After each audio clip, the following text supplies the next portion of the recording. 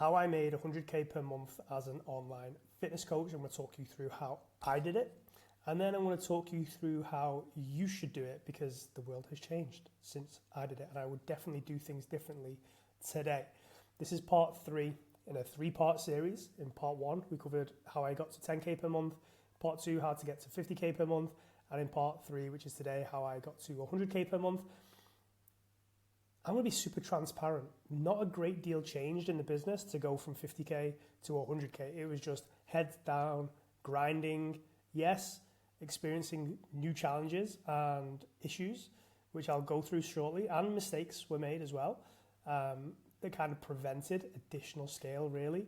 We didn't grow much beyond this, if I'm being honest, just to be super transparent. So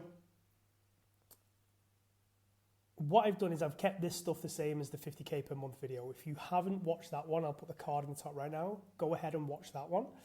But I'll go through this again really quickly to talk you through how I hit those 100K months, 50K months, and then 100K months using the same stuff, and then how you should do it today. And then I'll go into the new stuff, which is what I would do differently and the mistakes that were made. So in the 10K per month video, I talked about building local authority, having loads of conversations, building relationships to kind of quickly gloss over it, building that one-to-one online client base.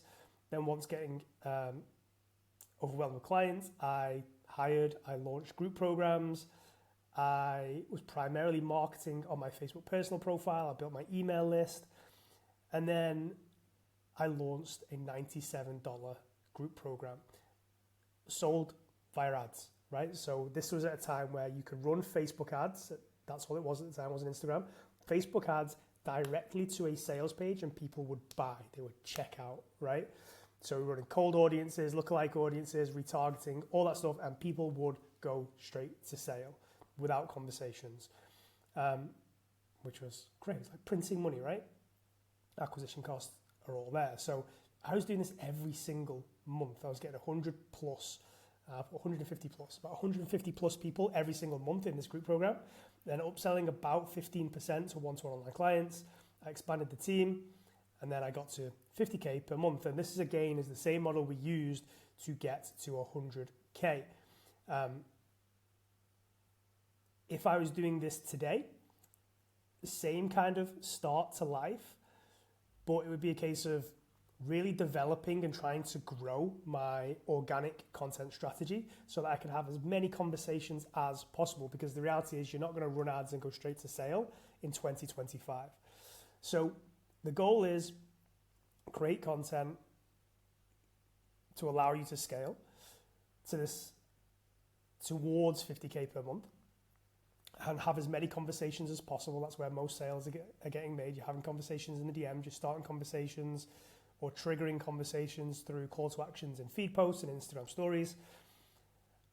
If you figure out the back end of this funnel organically, so you are having conversations that lead to calls and lead to sales, and start running ads.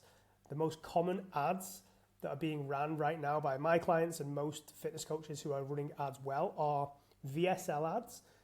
If you're in the US especially, doesn't really work well in the UK, or follower ads. The beauty of follower ads is it's really easy, right?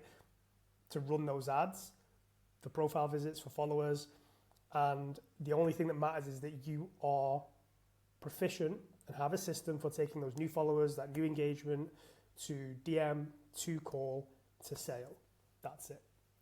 So I know I'm speed running through this. The in-depth explainer of this stuff is in the 50K video.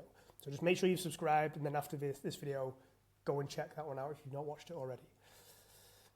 So once you get to a point where you're either organically or through paid or a bit of both are generating conversations every single day, so like evergreen client acquisition, you then just start injecting monthly direct response style campaigns. So challenge funnels, like free challenges, paid group programs, whatever, to bring people into the business. Giveaways, competitions, wolf whistle campaigns, you've probably seen them, like I'm looking for 5 guys who want to do X, Y, Z. Different types of launches. And the idea is that every single day we have our evergreen marketing going on, starting conversations, getting calls booked, making sales. And then every single month we have some form of campaign-based promotion or marketing going on to drive people into the business and act as a conversion mechanism for people who aren't just going to chat and buy. So that's what these are. And then potentially additional products, or like a £97 or $97 group program that you can then generate revenue from on the front end and sell off the back of. Ta-da, you've got a 50K business. Like I said, more in depth in the 50K per month business video. Yeah, that's how you can get to 100K per month as well. This can change slightly depending on a few things. Like if you've got a massive audience, one-to-one online coaching may not be the best path to the most revenue, because you just would have to have a massive team, a really complex business to deliver such a personalized service, compared to the ease of just launching something that's lower ticket, easier to fulfill, knowing that you can generate the volume of sales required. So if there's large demand, a group program, a cohort-based group program, may be the first, it may be your main offer. Could be an app, or a membership of some sort, or even one-off plans, right? So I've got clients right now who are making serious amounts of money driving people to group programs, memberships, all sorts of different products. So if you have a large audience, this may change. So from a marketing perspective, you grow your social media audience, as many conversations as possible, run paid ads to start more conversations, really. Potential hires in the marketing department, a setter, potentially. Well, yeah, definitely a setter at this scale. Sales, we're trying to get people on calls still. One call close at this price point. You don't need to do triage calls and then get people into a second call. It's not necessary. 3 call questions for, say, your sales calls. Where are they at? Where do they want to get to? And why do they need your help to bridge that gap? And then potentially a direct-to-sale product like a group program that is around $100 or £100 to maybe 150, 180, something like that. You can generate significant upfront revenue, but also upsell 15% from. Fulfillment, the most important thing at this scale is the same exact experience for everybody that comes through the door of your business, regardless of which member of your team is their point of contact or their coach or whoever they're communicating with, right? So that means SOPs, refined systems, KPIs, and all that good stuff. So here's where the differences came in. We did test other offers, right? And I would say they all, quote unquote, worked, but often not to a degree where the complexity was worthwhile. So we did sell occasionally one-off plans that were literally just a program, like a self-paced, here's the program, you go and do it yourself, right? DIY. And we would launch them in the new year, Valentine's Day, Thanksgiving for US audience, Black Friday, anniversary of the business, my birthday, Christmas, just ad hoc, right? And throughout the year, they generate about 100K in upfront sales. We would also put some of the offers on thank you pages. So our opt-in funnels would go opt-in, then the thank you page, there would be a relevant paid offer, a one-time offer, an OTO for one of those one-off plans as well, which would convert anywhere around 3 to 5% depending on the offer, which was okay. So this isn't something that necessarily added complexity. It did add revenue, and it was just a case of creating the product and then almost ad hoc, taking moments throughout the year to launch them as offers, and occasionally we would make some evergreen sales from them as well. The reality of these is they weren't often a direct route to upselling to coaching, right? Don't get me wrong, people who bought these did become clients or did take part in the cohort-based group programs, but it wasn't significantly more than people who didn't buy them, just to be transparent. Low ticket recurring, we tested this, so obviously we had a lot of customers, right? 150 people signing up to our group programs every month, people interested, people who bought those group programs but then didn't upsell into one-to-one online coaching. So we wanted to test something else for them. So for us, it was a case of, let's have a low ticket recurring, right? We'll have a community, They'd get access to plans and programs that they can do on their own. And there would be some element of group support, right? It just wasn't worth it for us. I couldn't find the revenue numbers, but I know that fulfillment was harder than we wanted it to be because of the types of clients you would get. The revenue wasn't enough for us to want to deal with the fulfillment, the stress, or the challenges that come with working with a low-ticket community. And we would rather just sell to the people off the back of the group programs into one-to-one, and we didn't buy that, fine, right? We would often get a lot of resales into additional group programs, right? People would repeat them. So we ended up just canning it and getting rid of it. Premium offer, there's definitely an opportunity here. So what we tested was a 1K per month offer where we would take care of things like shopping and do blood work and do a bunch of other kind of bespoke elements, an in-person meet, workout, and just more hands-on contact and calls and stuff like that. And there was demand, right? Especially because of some of my audience being business owners and founders. But we couldn't be bothered with the additional complexity to fulfill that. And we didn't have a massive team. I suppose the balance that we were trying to find within the business was increasing revenue without it turning into a business that I didn't want to run. And often I was willing to sacrifice some revenue and profit and personal income to avoid running the business becoming something I didn't want it to become. And it was just really simple for me to have group program, one-to-one live coaching, and work with the people who wanted to do those things.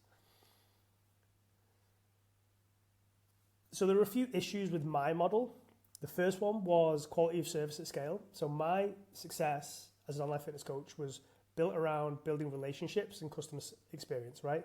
Our group programs were buzzing in the communities. They were fun. People knew me. I got to know the people taking part. My coaches did as well. Built friendships, relationships. I still speak to people who simply 10 years ago bought a $97 product and they were in one of the groups and that's all they did. And they still follow me today on Instagram. I still chat to them and there's still that relationship there, right? So, which is amazing, but becomes really challenging at scale, remembering people's names, building relationships with people, and not getting burnt out from everyone wanting to be your friend. So that was definitely a challenge, not a challenge that comes with having a high ticket premium offer and nothing else, right? Again, I probably could have hired more coaches and it would have taken the pressure off me and maybe ensured that we could have done this better at scale, but I just didn't want to. And again, it's finding that balance. The next challenge that we really faced was just the changing paid ads landscape. So for the majority of time I ran this business, we could run ads profitably straight to checkout or straight to sales page people would buy. That changed, that got harder and harder with almost every month that passed. So we had to diversify acquisition. I don't think I was doing anything on Instagram at the time where I heavily spend my time now. It was Facebook profile, Facebook business page, the ads, and email. And that kind of kept us still getting the same numbers despite ads not performing as well. Today in 2025, the model that I had probably just wouldn't work. I wouldn't be able to build a business purely off sending people straight to sale. I would do it the way that I've mentioned above, build one-to-one whilst trying to build audience. And if I grew a massive audience, then I could launch the group programs or just continue to sell one-to-one at premium. And then the other big mistake that I made at the time was I just didn't invest heavily in organic or brand. Really what I should have done is took 10 grand a month, hired someone to be a creative director or a media producer, even an expert from a creation perspective, and gone heavy on YouTube, gone heavy on short form content, maybe even PR. And I feel like, it would have paid off massively. So I should have been thinking further ahead and what I could have done in the future. Don't get me wrong. I built a great brand, a micro niche brand that allowed me to build massive demand for my services as a business educator. So towards the end of running this business, I had people begging me to teach them how to do the same thing. They wanted to run online businesses, and that's why I eventually went down that path and started educating and helping other personal trainers go from gym floor to online coaching, and then go from online coaching to building big online coaching businesses. So I did build a niche brand, but I definitely could have done more to really scale an organic audience. So I wish I would have done that. So like I said, I could have made this fancier and acted like shit changes and you need to adapt to go from 50 to 100, but I didn't, and I don't think you probably need to either. If you figure out getting to 50K per month, you've probably got the right model. You've probably got a proven acquisition channel. It's just about scaling those things, and as things break, because they will, fixing them, and then the next thing breaks, and then fix it. And learning and getting insight, speaking to people who have been where you want to be and achieve what you want to achieve, gaining experience and insights from them, and help and education where you need it, but continue on the same model and the same path, and you'll probably go from 50 to 100K just through scaling what already works.